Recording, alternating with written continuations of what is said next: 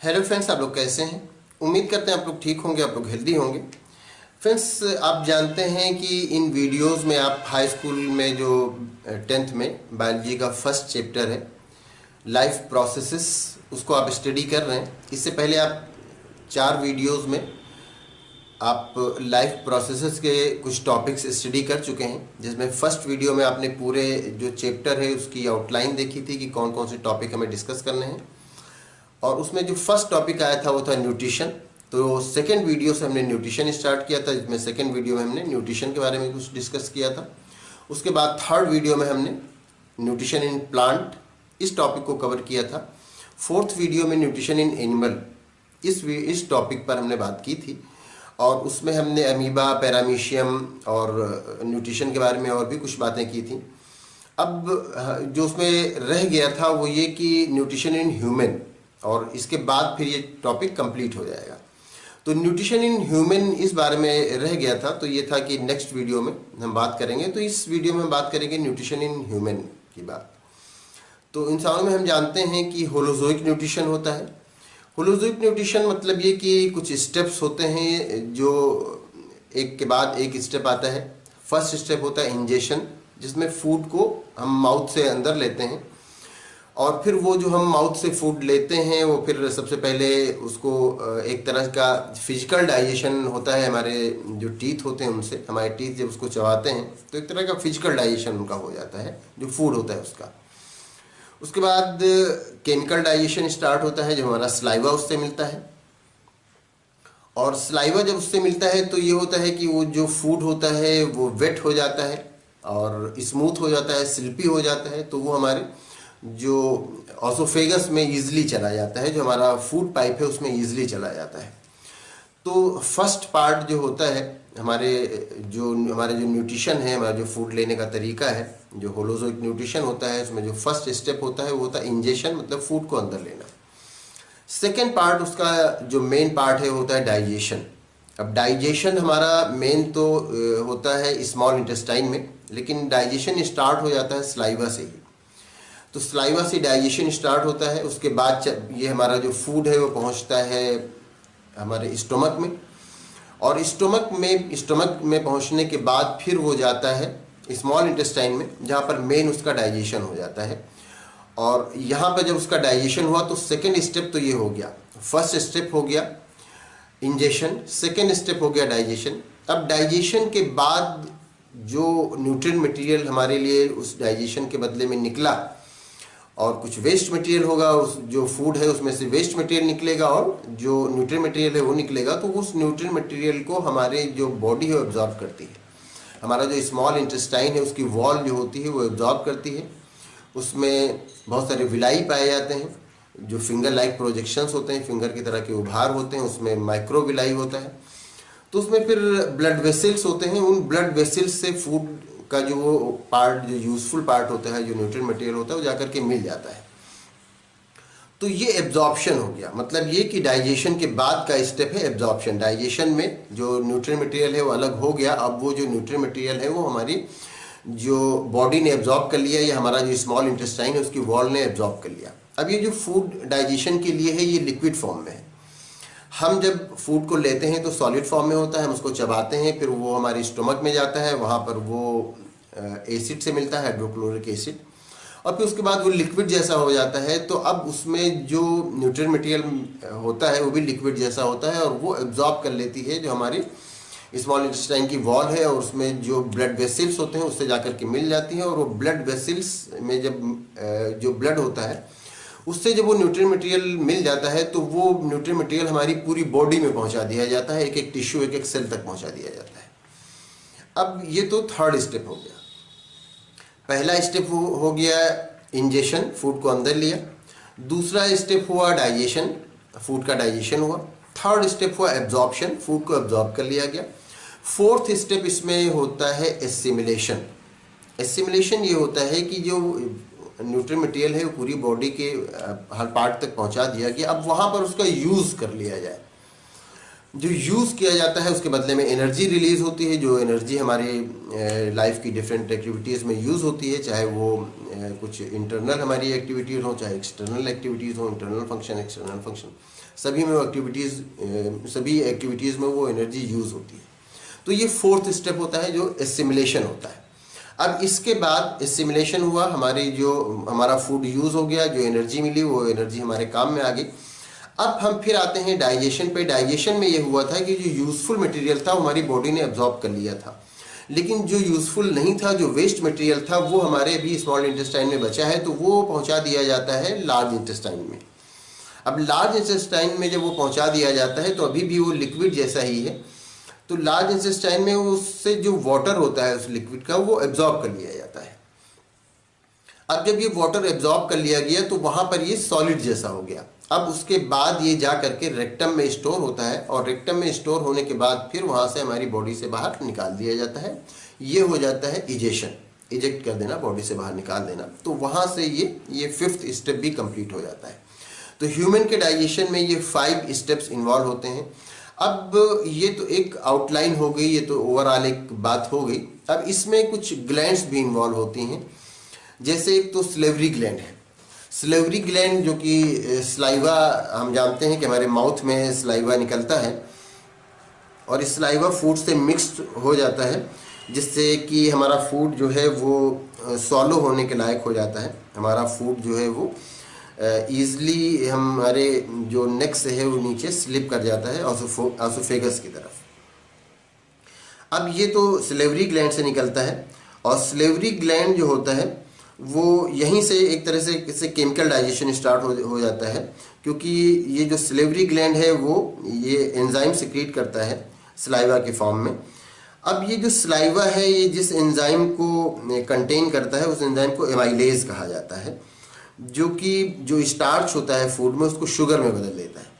तो इसीलिए हमें मिठास का एहसास होता है हमारे जो कोई हम फूड लेते हैं। यहाँ तक कि अगर हम रोटी भी खाते हैं और वो हमारे अगर गर्म रोटी होती है हमारे सलाइवा से ठीक से मिलता है, तो हम उसको जब चबाते हैं तो वो क्या होता है कि उसमें हमें मिठास महसूस होती है, क्योंकि वो शुगर में चेंज हो जाता है। तो यहाँ से डाइजेशन एक तरह से स्टार्ट हो जाता है। फिर उसके बाद क्या होता है, उसके बाद जो फूड होता है वो फूड पाइप के थ्रू जब हमारे स्टमक तक जाता है, तो हमारा जो फूड पाइप होता है वो मस्कुलर होता है। उसमें मसल्स पाए जाते हैं जो कि कॉन्ट्रैक्ट और एक्सपेंड हुआ करते हैं अल्टरनेटिवली, जिससे कि फूड का अंदर जाना आसान हो जाता है, फूड का स्टमक तक पहुंचना आसान हो जाता है। और ये जो मूवमेंट होता है जिसमें कि कॉन्ट्रैक्शन होता है और एक्सपेंशन होता है, इस मूवमेंट को पेरिस्टलिटिक मूवमेंट कहते हैं। और इस पेरिस्टलिटिक मूवमेंट की वजह से जो हमारा फूड है वो पूरी एलिमेंट्री कैनाल में उसका मूवमेंट आसान हो जाता है। और इसके बाद ये जो फूड है ये जाता है स्टोमक में। आप इसको देखेंगे तो ये जे शेप्ड होता है, आप इंग्लिश का अगर आप कैपिटल जे देखते हैं तो उसके शेप का, और वहाँ पर ये जो फूड पहुँचता है उसका, इस फूड का ब्रेकडाउन होता है, एक तरह से इसकी चर्निंग होती है। चर्निंग आप समझते होंगे, किसी चीज़ को मथ देना, तो उसी को चर्निंग कहा जाता है। और स्टोमक में नियर अबाउट 3 घंटे तक के ये जो फूड होता है ये ठहरता है या रुकता है, वहाँ पर फूड का ब्रेकडाउन होता है, स्मॉल पीसेस में ये बांट दिया जाता है, और ये तकरीबन मतलब सेमी सॉलिड या पेस्ट जैसा हो जाता है, जैसा कि हमने पहले कहा कि लिक्विड जैसा हो जाता है। तो ये वहाँ पर ये लिक्विड जैसा, ये सेमी सॉलिड जैसा हो जाता है।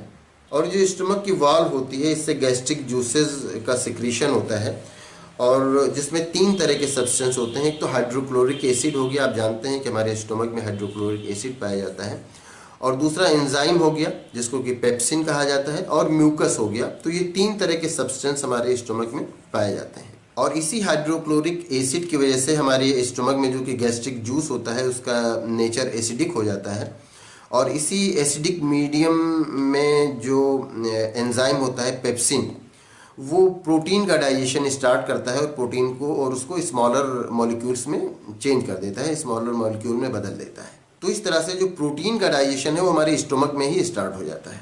और ये जो हाइड्रोक्लोरिक एसिड होता है इसका एक तो इसने एसिडिक नेचर का बना दिया गैस्ट्रिक जूस को, और दूसरा इससे ये होता है कि जो बैक्टीरियाज वगैरह आते हैं वो जाहिर सी बात है हाइड्रोक्लोरिक एसिड में तो सर्वाइव नहीं कर पाते, तो इससे उनकी वो डेथ हो जाती है, जो बहुत सारे बैक्टीरिया फूड के साथ इंटर कर जाते हैं हमारी बॉडी में। और जो म्यूकस होता है, तो म्यूकस तो जो स्टमक की वॉल होती है उसको बचाता है हाइड्रोक्लोरिक एसिड की वजह से, क्योंकि हाइड्रोक्लोरिक एसिड अगर डायरेक्ट स्टमक या और जो म्यूकस होता है वो हमारे जो स्टमक होता है उसकी वॉल को बचाता है हाइड्रोक्लोरिक एसिड से। अगर हाइड्रोक्लोरिक एसिड डायरेक्ट हमारी मसल्स के टच में आ जाएगा तो जाहिर सी बात है उसको भी डाइजेस्ट कर देगा, उसको भी वो गला देगा। तो इसीलिए म्यूकस इसके काम में आता है कि वो हमारा जो स्टमक है उसकी वॉल को प्रोटेक्ट करता है, उसकी वॉल और हाइड्रोक्लोरिक एसिड के बीच में वो एक तरह से एक प्रोटेक्शन का काम करता है। अब स्टोमक के बाद ये जो पार्शियली डाइजेस्टेड फूड है ये इंटर करेगा स्मॉल इंटेस्टाइन में, और स्मॉल इंटेस्टाइन काफ़ी लंबी होती है साइज़ में, ये 6 से 6.5 मीटर तक के लंबी होती है। अगर आप किसी एडल्ट मैन में देखेंगे तो ये 6.5 मीटर तक के लंबी हो जाती है। ये पतली होती है अगर आप इसको लार्ज इंटेस्टाइन से कंपेयर करेंगे तो, और ये क्वाइल्ड होती है।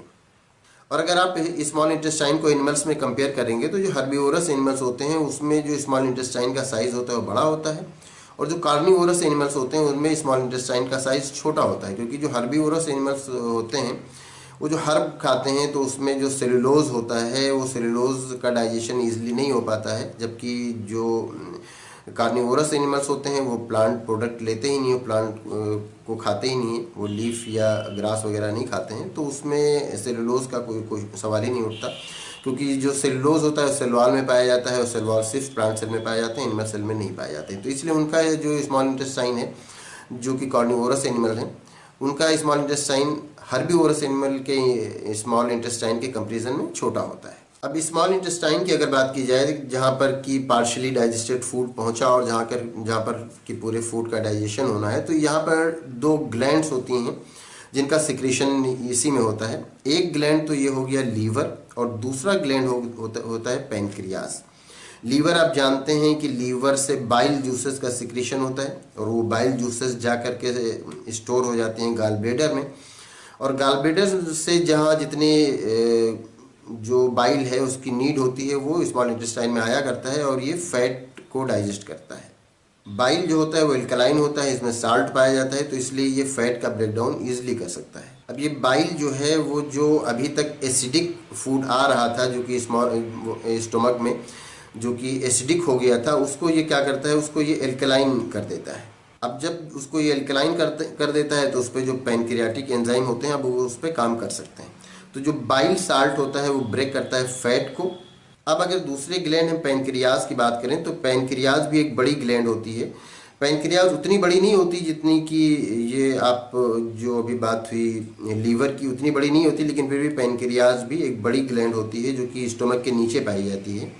और पैनक्रियाज भी डाइजेस्टिव जूस का सिक्रीशन करती है, जिसको कि एमाइलेज और ट्राइप्सिन और लाइपेज, ये सारे एंजाइम्स का सिक्रीशन पैनक्रियाज ही करता है। ये जो एंजाइम्स हैं इसमें जो एमाइलेज होता है उसमें वो स्टार्च का ब्रेकडाउन करता है, जो ट्राइप्सिन होता है वो प्रोटीन का डाइजेशन करता है, और जो लाइपेज होता है वो फैट का डाइजेशन करता है।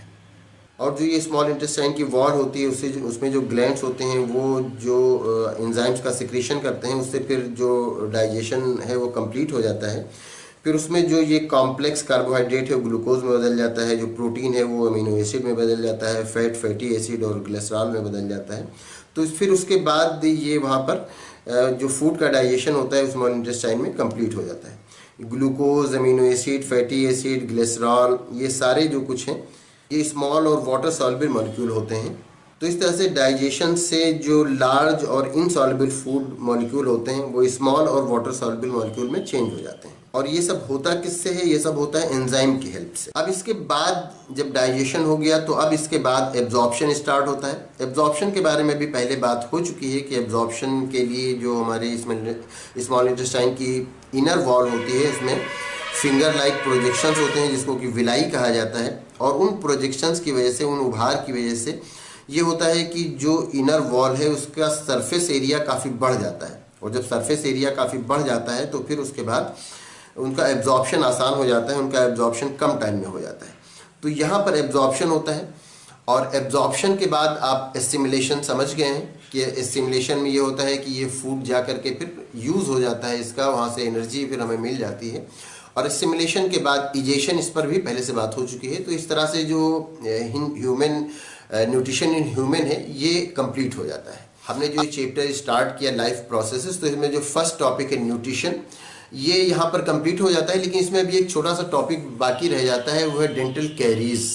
तो डेंटल कैरीज के बारे में हम थोड़ी सी बात कर लेते हैं, उसके बाद हमारा ये टॉपिक कंप्लीट हो जाएगा। अब हम अगर डेंटल कैरीज के बारे में बात करें तो हम अपने टीथ का अगर स्ट्रक्चर देखते हैं तो हमारे टीथ का जो क्राउन जो बाहर से दिखा करता है, उसकी जो हमारा टीथ के सबसे ऊपरी सबसे बाहरी जो लेयर होती है, जिसको कि हम एनिमल कहते हैं, वो हमारी टीथ का सबसे हार्ड पार्ट होता है, बल्कि हमारी बॉडी का सबसे हार्ड पार्ट होता है। बोन से भी ज़्यादा हार्ड होता है हमारी टीथ का जो ऊपरी जो बाहरी लेयर होती है, जिसको कि एनिमल कहा जाता है। उसके अंदर की जो लेयर होती है उसको डेंटाइन कहा जाता है। और डेंटाइन के अंदर जो डेंटाइन होता है वो भी बहुत हार्ड होता है, बोन जैसा हार्ड वो होता है।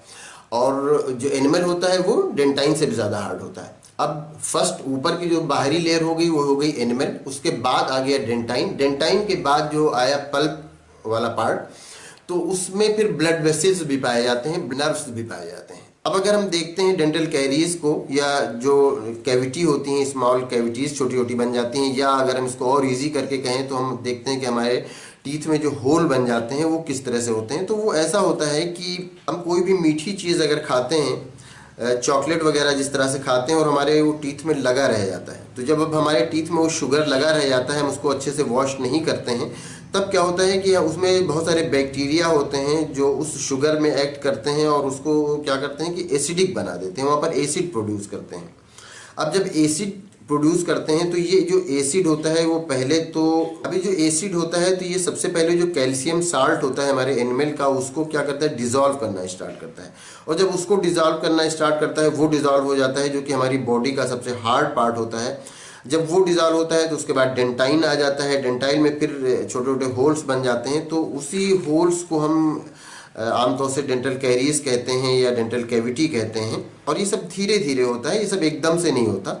और जब डेंटाइन में भी होल हो गया तो जाहिर सी बात है वो पल्प कैविटी तक के पहुंचता है, और फिर वहाँ से जो वहाँ पर ब्लड वेसल्स भी पाए जाते हैं, नर्व्स भी पाए जाते हैं, तो वहाँ फिर उसके बाद बहुत तेज़ पेन स्टार्ट हो जाता है पेशेंट के लिए। और जो एसिड प्रोड्यूस किया है बैक्टीरिया ने, फिर वो हमारे नर्व को इरिटेट करता है और बहुत तेज़ टूथ एक होता है, मतलब दांत में दर्द होता है। और अगर उन डेंटल कैरीज को ठीक से फिर उसके बाद क्लीन ना किया जाए, उसको डेंटिस्ट फिल ना करें, तो फिर ये होता है कि वहाँ पर इन्फ्लेमेशन स्टार्ट होता है, सूजन स्टार्ट होता है, और बहुत तेज़ पेन होता है, और इन्फेक्शन बढ़ता चला जाता है। आप टीथ में देखते हैं कि अगर उसको रेगुलरली क्लीन ना किया जाए तो येलो जैसी एक लेयर जम जाती है। कई बार ये होता है कि हम टीथ को ब्रश करते हैं, लेकिन जो हमारे गम्स हैं, जो हमारे मसूड़े हैं, उनके आसपास ब्रश ठीक से नहीं पहुंचता, तो वहाँ पर एक स्टिकी मटेरियल येलो कलर का वो चिपका रह जाता है, और वो एक लेयर ही बन जाती है हमारे दांत के ऊपर, हमारे टीथ के ऊपर, जिसको कि डेंटल प्लग कहते हैं।